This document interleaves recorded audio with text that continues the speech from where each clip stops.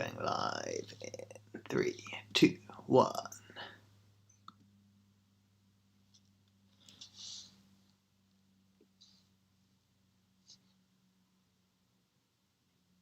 Hello, everybody, and welcome to Opportunity China's third and final pre-departure webinar.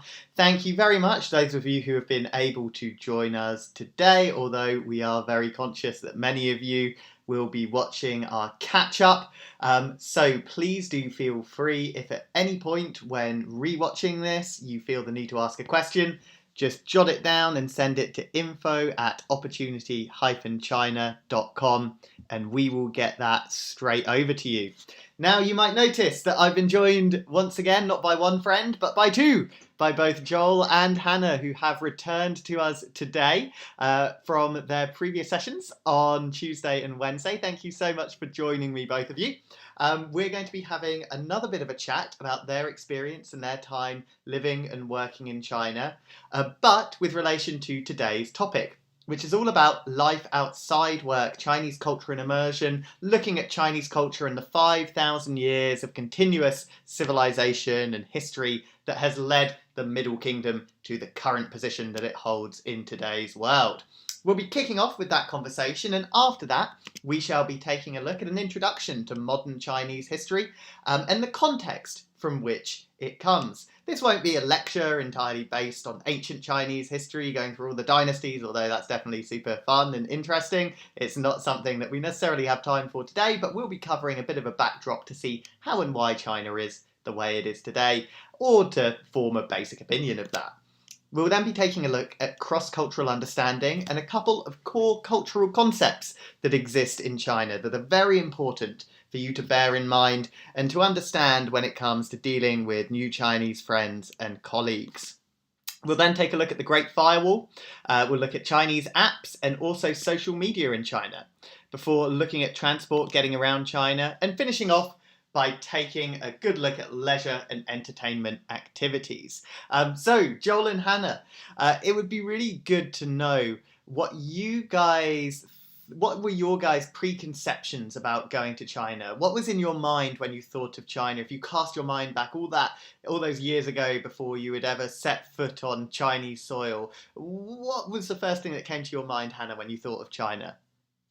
It was just misconception after misconception, really. I think because in my mind, I sort of envisioned China as two distinct areas, the super futuristic cities and then like the really historical, sort of old-fashioned areas. And at the time when I left in 2017, I Googled Foshan, where I was going, and there was almost nothing about it on the internet. So I assumed it would be, and it was also listed as a third-tier city, which doesn't sound that developed.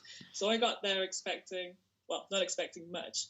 And it was so developed and everything is so digitalized. You can pay in McDonald's like using your face. The transport's like super efficient.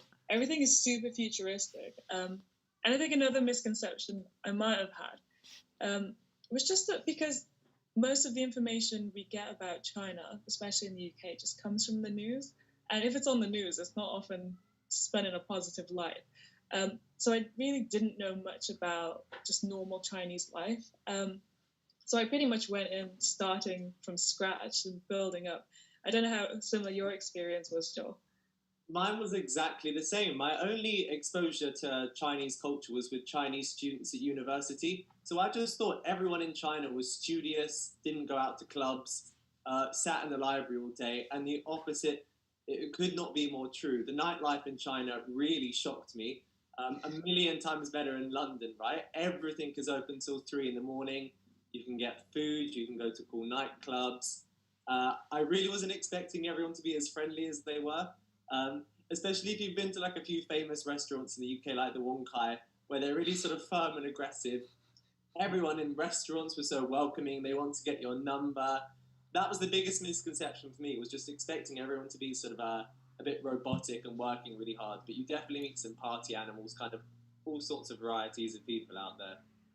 Oh, for sure, for sure. So the Wankai is the one in Chinatown in London. It's like famous for being rude, isn't it? It's like sort of Yeah. almost a tourist attraction for kind of like rude waiters and people.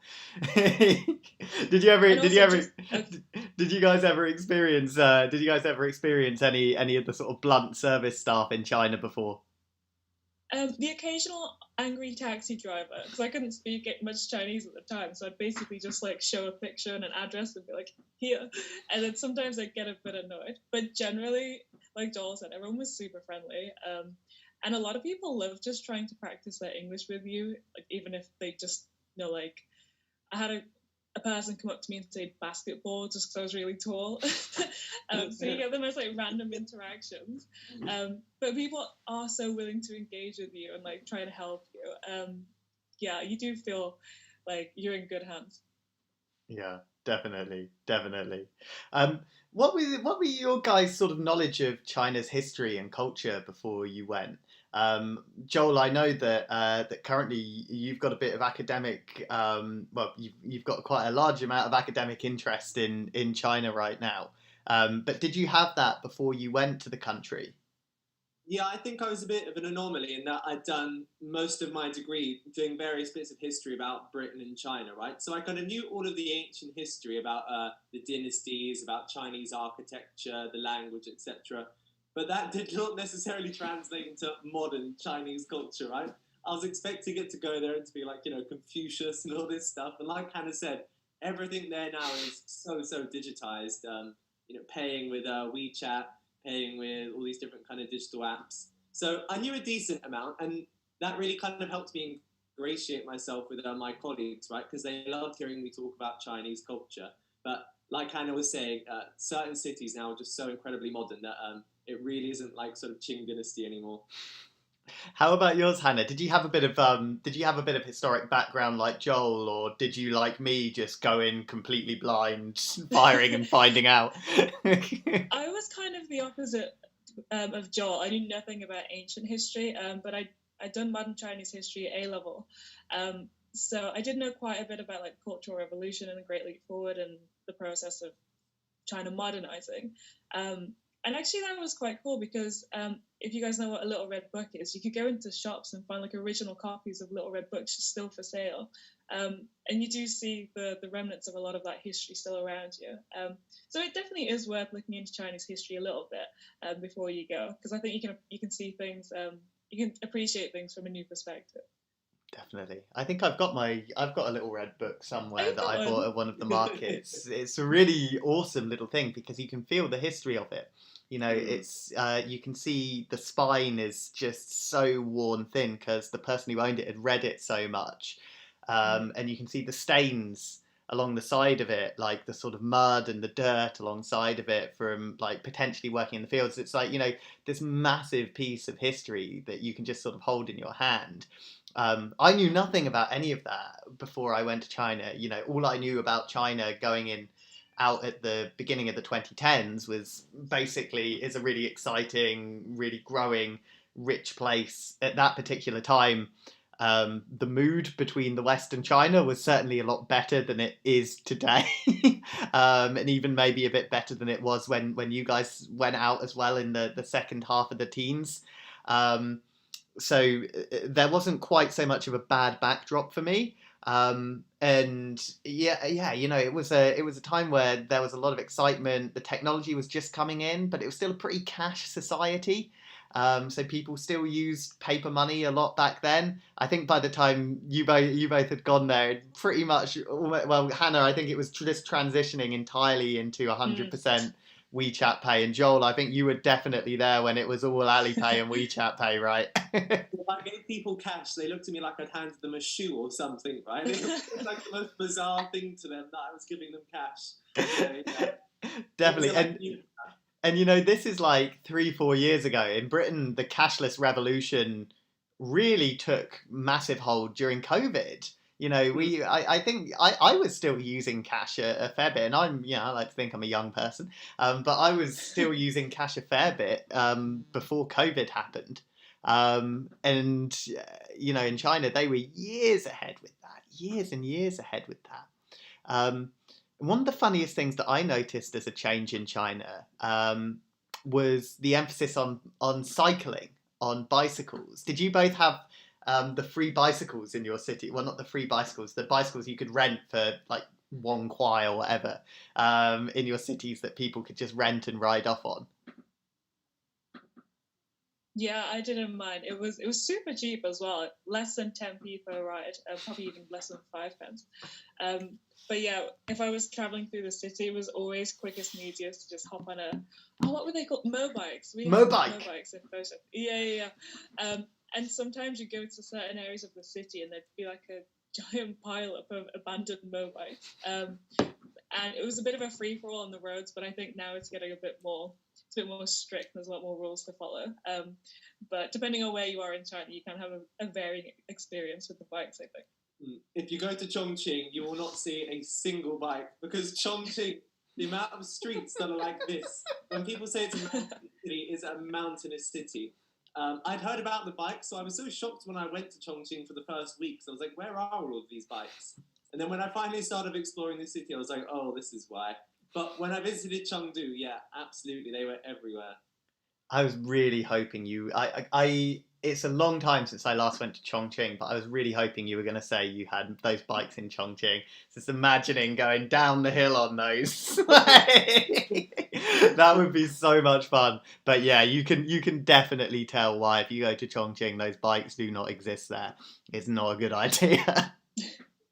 It's and what do you guys feel about China today? I'm sure you guys both still have friends who are there. What are your thoughts about China today? What are your thoughts about some of the more sort of thorny issues? Of course, at the moment you turn on the news and there's nothing good that's ever being said. For me and my friends that I have in China, we still communicate, we're still in contact, we still chat, we're mates like we always have been. Their families are still so welcoming to me. You know, nothing has changed in that particular sense. But when you're outside of China, it can really start to affect you, can't it? Almost, it can start to make you kind of think and question like your own reality. What are your guys' thoughts on that, Hannah? I would always say when you're reading about attitudes and stories on the news, take it with a pinch of salt. It's on the news because it's an exception. It's on the news because it's newsworthy. Generally, I always felt super welcome there. I think a weird misconception I had actually was that everyone would be really curious about Google and Facebook and YouTube. None of them cared. And because they've just got their own Chinese versions. And if I went to one of my friends in England, but you're not using Weibo? They'd be like, what is Weibo? Like, why would I want that? It's the same attitude towards social media. And it's interesting because a lot of my friends in the UK get really pent up about the whole like internet security thing and obviously the democracy voting thing, but don't really understand how it affects people's daily lives and don't see that for generations now, people's lives in China just continues to get better and their living standards just get better and better. People they have their narrative shaped by the news quite a bit, I think. I don't know, Joel, if you'd agree with that or... Yeah, I can only reiterate what you said, that there's such a disconnect between what you hear in the news and then what people's day-to-day lives is actually like in China. I did go over there thinking, are people going to dislike me because I'm British, or will they be sort of fascinated with me? But most people don't particularly care. They firstly, they don't see the news that we see, so they're seeing entirely different sets of news. And most people will just be entirely friendly towards you. So you do kind of have to separate in your mind the CCP and the Chinese population because they are not one and the same thing. In exactly the same way as, in this country, the government and the population are not the same, right? So it is disheartening to see what's going on in the news. But once you go over there, you'll see that, the people you're meeting in the streets are not the people running the country. I would say on that note as well, though, it was quite refreshing to me to go, because as British people, we just always complain, don't we? Oh, this country's terrible, this government's rubbish. It was quite refreshing to go somewhere and see so much national pride, because it's something we normally like mock Americans for, but it actually feels almost quite optimistic, and it's nice to see the appreciation that Chinese people have for their own country and are so proud of the progress that it's made, and how developed it's become. Well, did you feel like that? I really did, yeah. And a lot can quite easily be mistaken from that. And I do feel the Western media picks up on that kind of positive national attitude and paints it with a sort of quite scary nationalist looking brush, which I think is pretty unfair. When you look at the achievements that Chinese people have made over the last 70 years, it's pretty astonishing. The 800 million people that have been lifted out of poverty. Yeah. And, that is an achievement not of charity, not of other countries giving them money, not of other countries doing things for them. That is the population of a country pulling together, working together, and making those achievements. And you can understand sometimes why there is actually some sensitivity to certain criticisms that are levelled and pushed their way when they have achieved so much and built so much and put so much into their society. And I'm no apologist for any government in the world. Every country has various shades of grey that exist within it. But I feel that people really need to look at things from both directions. And the best way you can do that is by visiting and actually living in a place, having the sort of day-to-day experience of being there. And for me, that, it can wash away so many misconceptions that you might have.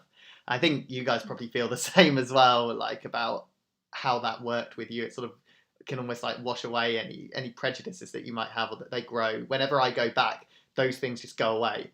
And, there are frustrations of living in China, but they're generally not related to a lack of freedom or lack of liberty or, the Yeah, there's this CCP huge trying to emphasis kill on you. surveillance, isn't there? Yeah. You're being watched at all. But you don't feel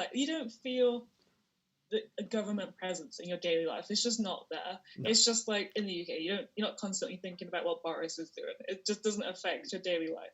I mean, the only time you do feel like you're being watched is when you just see like cameras popping up and like people taking your pictures. But that's just regular people on the street. That's not like government intelligence. That's just because they like our noses. That's generally what I've found with that, definitely. But no, yeah, you're totally right. You're totally right, and it's just something that you've got to get used to, and I think that a lot of attitudes, even negative attitudes, have a reasoning behind them, and we'll go through that in our webinar today. Thank you so much once again for popping in and joining and having a chat, Hannah and Joel. This is a bit of a new thing that we're doing, so I hope those who are watching have found out a little bit more from the three of us having a bit of a chat. If you have any questions, as always, for Joel and Hannah, please do drop them to info@opportunity-china.com and they'll be able to get straight back for you. But thank you both so much for joining us again, and I'll see you both soon. Cheers, Will. Bye-bye. Thank you. Will. Take care. Bye-bye, guys. Excellent. Well, thank you once again, Joel and Hannah. Well, let's crack on now and let's flesh out a little bit of what we were just talking about there. So, in order to understand China, you've got to have a historic backdrop to the country itself. And the history leading up to the People's Republic of China, or modern day China, is incredibly vast, incredibly diverse, and very interesting. China has over 5,000 years of continuous civilization and history, making it the oldest continuous civilization in the world. I spoke yesterday about how you can still find cultural and societal similarities between a China 5,000 years ago and a China today. And these deep embedded and entrenched senses of national identity have been something that has really, really, really helped foster a pure and strong national identity among the people of the country today. For much of its history, China was a succession of dynasties which were dictated on their rise and fall by the mandate of heaven, the notion that any leader of China needs to have the will of the people behind them, but also the will of a more spiritual, natural order. And the mandate of heaven would be seen to be taken away if, for example, natural disasters happened, civil wars broke out, invasions occurred, an emperor would be seen to lose the mandate of heaven and would be seen to give up his power that had been entrusted in him by the people. this kind of sense of how leaderships or governments rise and fall is very complex, and it gives you a much fuller understanding as to why China has the societal and political differences from the West that it has today. It's not a simple binary way of looking at it and thinking there is communism and capitalism, authoritarianism and democracy. It's a lot more complex than that, with a deeply embedded cultural aspect to it. In 1839, the beginning of the First Opium War occurred, and this was also the beginning of what in China is called the Century of Humiliation. It was a century of China being split, dominated, stolen, and, as they say, humiliated predominantly by Western powers, not least the British, who, in the prelude to the Opium Wars, essentially got a large percentage of the population of China addicted to opium due to a trade deficit that they had with China, and decided that they would make opium selling legal, bypass all Chinese laws, and force it to be sold at the point of a gun. They then also took the port of Hong Kong and the Kowloon Peninsula as part of that, before extending that territory into the new territories for a 100-year lease, which led to the partition of Hong Kong and the colony of Hong Kong being put in the south of China. Sensitivities around things like that are a lot easier to understand when you understand the true and real history as to why they exist. And it's important to understand that when you're looking at China or reading about China or hearing about China in the news, there's a lot of grey history and a lot that you need to be sensitive and aware of about where we're from as Western civilization before we begin to criticise too much how they behave. In 1912, China, or what was at that point the Qing dynasty, became the Republic of China following the Xinhai Revolution, led by Sun Yat-sen, who's known as the grandfather of China. Between 1927 and 1950, a civil war broke out between the communists and the nationalist factions of the competing government parties who wished to rule the Republic of China. Eventually, in 1949, the People's Republic of China was declared declared themselves as being the new government of all of China. The nationalist government, or the Kuomintang, led by Chiang Kai-shek, or Jiang Jieshi, as he's known in Putonghua, fled to their last outpost in Taiwan, where they remain today. Again, for those of you who are unfamiliar with Chinese history or why Taiwan is such a sensitive area, why Taiwan is called Chinese Taipei in the Olympics, and why you're getting in a lot of trouble sometimes if you're a famous person and you call Taiwan a country, it's definitely worth reading up the history between the People's Republic of China and the Republic of China and the Communist Party of China and the Kuomintang government of the Republic of China as well. Of course, after 1949, many of us in the West will hear a lot about this era of history, an era of struggle. For much of the 20th century in the PRC was fraught with hardship, struggle, and terror. As we mentioned earlier, from 1927 to 1950, the Chinese Civil War cost the lives of around 8 million people. In between that, the Kuomintang and the Communist Party had to put their differences aside in order to fight a greater threat, which was the army of the Japanese Empire. The Sino-Japanese War is estimated to have left around 22 million civilians dead, and many more soldiers, estimating around 30 million casualties just as a result of that. The second most casualties in World War II after the Soviet Union. In 1958, Mao's Great Leap Forward and the Great Famine that came as a result of that left between 15 and 52 million dead. There were also many natural disasters that occurred that led to the Great Famine itself as well.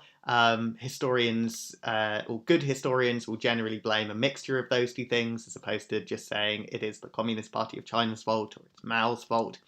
Between 1966 and 1976, the Cultural Revolution occurred in China.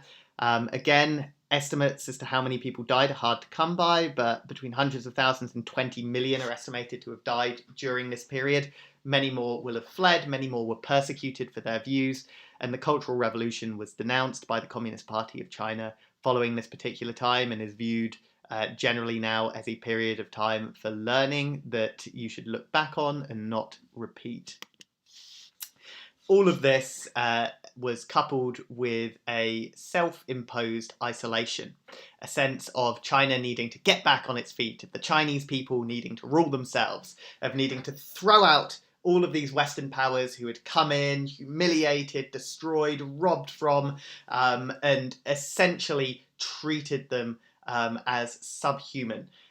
They needed a period of isolation. They felt they needed to rebuild. They felt they needed to have more self-confidence. And this, of course, led to international isolation and ended up having some quite severe repercussions on the ability for China to receive aid. Then, of course, the opening up and reform began. This chap here, Deng Xiaoping, ascended to become paramount leader upon Mao's death in 1976.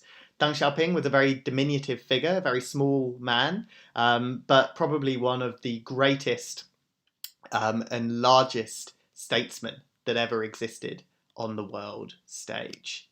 He began a process of reform and opening up in 1978. There were significant economic and social consequences as a result of this. China began to become a global manufacturing hegemon. It began to allow market reform, and in 1979 it opened its first special economic zone, its first special economic city, which was the city of Shenzhen, previously a fishing village of around 20,000 people, now a metropolis of 12 million, built right on the shores of Hong Kong, of the West's Chinese project, perhaps in order to prove a point, perhaps not. And the reform and opening up meant that certain social and political structures also began to reform, particularly education.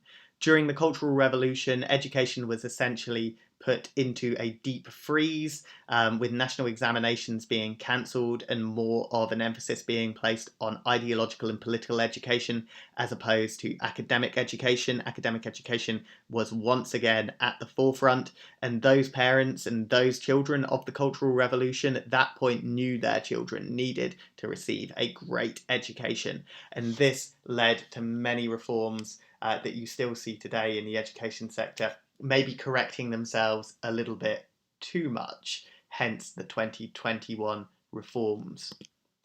China today is a confident and prosperous country. As Hannah was talking about earlier, that sense of national pride is very much there. It's tantamount. It is a pure manifestation of the confidence that occurs when a country lifts so many people out of poverty, when it goes from such a low position to such a high position within just a matter of a few decades. There's so much freedom of opportunity that's been unseen, that was certainly unseen 30 years ago for a younger generation. There are more jobs, more chances to be able to get out and see the world. There's a real entrepreneurial, energetic atmosphere within the country. There are over 160 cities with populations in excess of 1 million, in comparison to the UK that has 2. This gives you an idea of the level of urbanisation that's occurring. There's a huge amount of innovation occurring within the country as well. As opposed to just leading in areas such as AI, they are also beginning to innovate in areas such as EdTech, in areas such as telecommunications, and even in space. There is now also a renaissance of traditional Chinese culture and traditional Chinese cultural values and norms, such as Confucianism.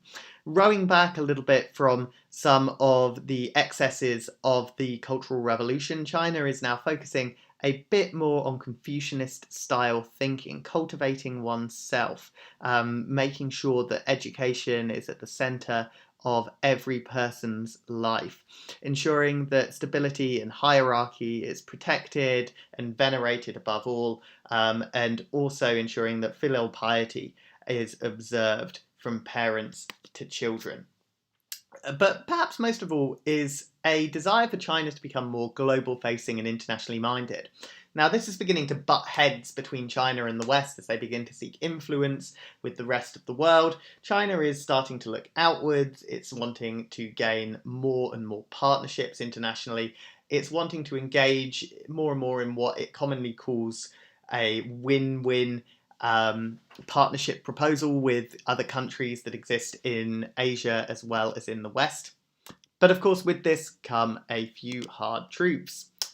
Firstly, there is an enormous emphasis that's placed on stability and authority as a result both of a one-party authoritarian political system and also a deep-rooted Confucianist school of thought.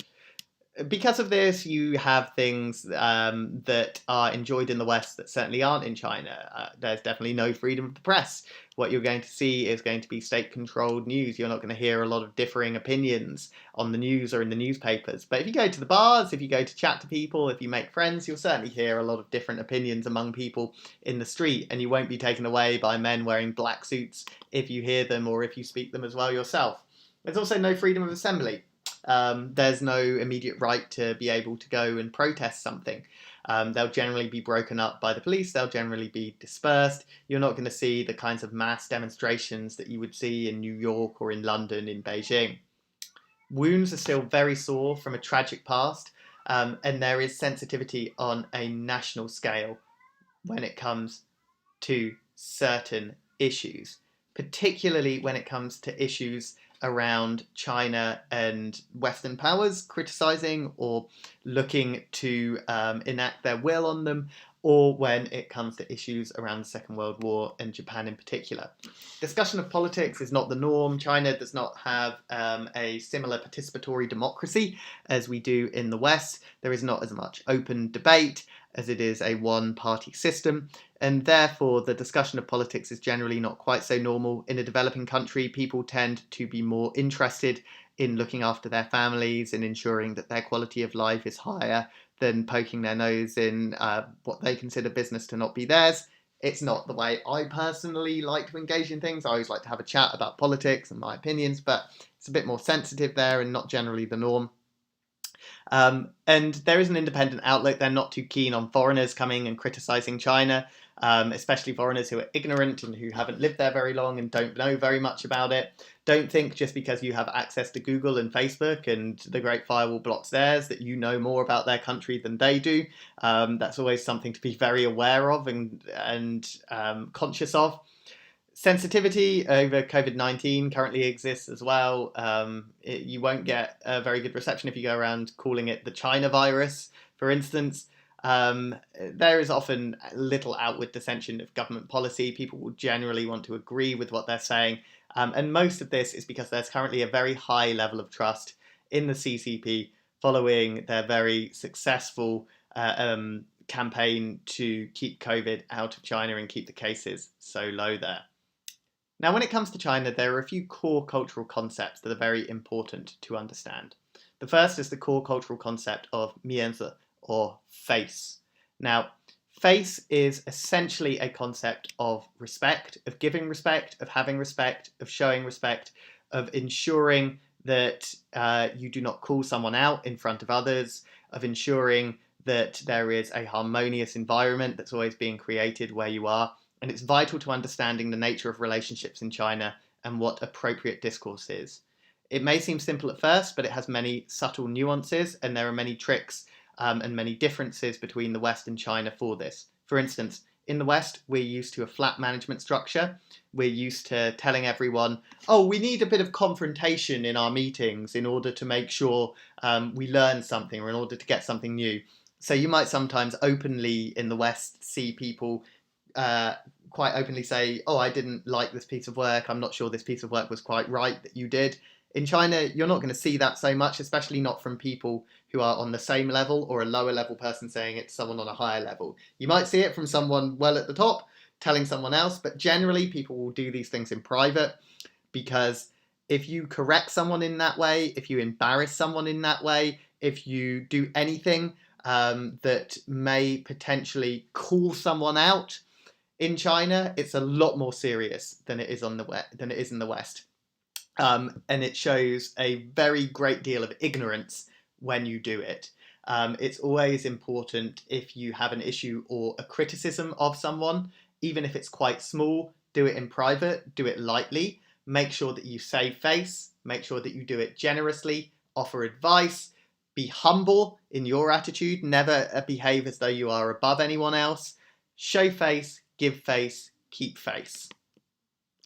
Another core cultural concept in China is the concept of guanxi, or networks. In the West, we also have a concept of networks. You can see here an example of how Western networks generally develop: friends, family, colleagues, but they're all a bit disconnected and kind of all over the place. In China, these networks are all entirely connected. It's not about what you know, it is very often about who you know, and who you know knows. Who you know knows. So whoever you know will know someone, and that person will immediately become part of your network. People are much more used to doing favors for people who they've never met because they're a friend of a friend in China. You might sometimes, when you're in China, be asked if you can help out someone that you've never met because it's a friend of their cousin who's looking for something, for instance. But if you do that, then that friend of your friend's cousin who's looking for something will return that favor for you. If you ask a Chinese person for help, they will always look for help, and they will rely on that network that they have underneath them. In the West, we're often loath to ask anyone other than very close friends, colleagues, or very close family for anything. But in China, it kind of has a lot more of an intricate web. So embrace it. If your Chinese friend comes up to you and says that their cousin's friend is thinking about choosing a university, where would you recommend? Recommend a good university for them. Send something across. Put 5 minutes work into it, and that will pay off in kind. Having that kind of attitude in China really increases your guanxi, really increases your network, and really gives you an opportunity to open a lot of doors that you might not think will have been possible for you. Opens doors in business, it opens doors in the ability to be able to go out, visit people, see people. Quite often in China, if you have a friend who you've maybe only known for a couple of days, their cousin in a different part of the country might offer to put you up in a load of hotels and show you around their hometown. But of course, they may be expecting something in return because you've joined that guanxi group network, and you've become friends with them. You have got to know them. Trust within these relationships is very important, and reciprocity is very important. Don't be prepared to take something that you're not prepared to give back on. It's intrinsically linked to mianzi, and sometimes turning down a request from a friend for another friend can mean that everyone in that long line ends up losing face. So the best advice I can always give for it is say yes to as much as you can in China, so long as it's not dodgy, so long as it's not bad. Say yes to as much as you possibly can, and you will be said yes to for as much as possibly can be said as well. China is not so much a place for people who are very insular, for people who don't want to get new experiences, for people who don't want to go out and try new things. It really is a place for people who are willing and wanting to help others, and for people who would like others to help them as well. Social, business, political discourse, all of this comes into it. A friend's cousin's brother will be able to help you with something, no matter what it is in China. Then, of course, there is the importance of dining and food in the country. Dining is the most important cultural environment within the country itself. Very often in restaurants, they are gauged on its quality by the amount of noise that is being produced from the kitchen or from the restaurant, not the lack of noise, not the ambience. China is not a quiet place for having an intimate meal. The restaurants are usually very loud, very boisterous, full of packed tables, people doing business together, people associating with one another in a joyful communal sense. In the current climate, you've got to make sure that you finish all your food in China. There's currently a drive to clean your plate, as the government is looking at cracking down on food waste. As China becomes richer, it also becomes more wasteful, like us. So in the current climate, people are being encouraged to make sure all of their dishes are cleaned. Seating arrangements are also an important part of that Confucianist hierarchical part of living and working in China, even when it comes to dining. The figure of authority will always sit facing the door. So if you're in a family, maybe the patriarch will be the one sat there facing the door, and it kind of merges out from there in terms of the order of importance of people at the table. So don't grab the table facing the door when you first walk into a meal in China. And of course, there's ganbeiing, where you are going to need to clear your glass, ganbei, or clear your glass, where people will cheers one another and then drink everything that is left in the cup. There's often a competition to toast as low down as you can when you're ganbeiing, as it shows deference to people, and people often want to be very humble. They'll try to have a race to see who can be the most humble and tap the most down. And of course, in China, there are the 8 great cuisines. My personal favourite in Sichuan, with the spicy food that you get there and the hot and spicy food in Hunan. I'm definitely a central and Western food fan. Then you have some slightly lighter and sweeter food around the Guangdong Canton area. This is generally the type of food that we're most used to in the West in our Chinese takeaway restaurants, although you'll almost certainly not find any chicken balls or any beef in black bean sauce around there, but you'll certainly find a lot sweeter food in there. You'll also find the sweet food in Zhejiang, Jiangsu and Shanghai as well. A lot of interesting sweet dumplings that you'll find within these particular areas. In Zhejiang, you'll find fish that's cooked in a very sweet and delicate way.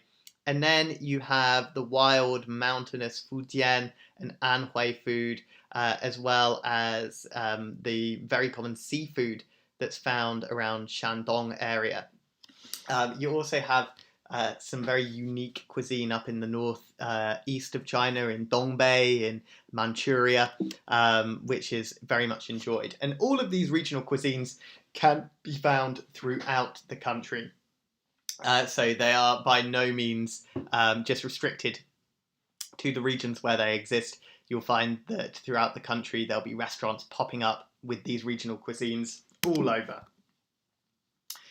Once again, if anyone has any questions whatsoever, please do pop those across to info@opportunity-china.com. But let's carry on once again and take a look at transport in China. So transport in China, we can break down into a few different areas. The first is transportation within the city where you're going to be. The vast majority of first, second, and even third tier cities in China have very advanced infrastructures when it comes to public transport, with cheap and affordable buses averaging between 1 and 2 renminbi or 10 and 20p per journey. The majority of second tier cities and even some third tier cities, with all first tier cities, now have an underground metro service, usually between 2 and 6 renminbi or about 20p and 60p per journey, depending on the distance. It can get a little bit further than that if you're going to be in Beijing, Shanghai or Shenzhen and traveling all the way across the city. But once again, it's pretty cheap, pretty affordable way of getting around. Taxis are found and again are licensed within cities. You can use a service called Didi, which is essentially the Chinese version of Uber, to be able to order licensed pickup cars as well. Again, you're looking at starting between 6 to 15 renminbi, depending on the city where you're living in, for a starting price before going up gradually. Didi is often cheaper, and when you use the Didi app, you'll see exactly what the price of the journey will be. In most cities, as Hannah and Joel were talking about earlier, you can find bike rentals. These are usually free for the first hour, then about 1 renminbi per hour after that. They're so affordable and so easy to take. If you live in a flat city, I couldn't recommend them enough. If you live in Chongqing, maybe not the best. Then, of course, there's transport for getting around and exploring the country at large. One of the best things about China is its high-speed rail, which reaches speeds above 200 miles per hour. You can get from Beijing to Shanghai in 4 hours and 48 minutes. You can get from Shenzhen to Shanghai in under 6 hours. It is really, really, really fantastic as a manner of travel. You will just glide along. You don't feel the wheels going against the tracks. It's the smoothest ride you can ever have. It's much more pleasant than flying. But if you want to fly, then you also have the option of doing that. Or you have the option of taking a considerably less comfortable but more authentic train journey by taking a sleeper train, where they have often 3 bunks racked up against one another, and you can travel from one city to the country overnight.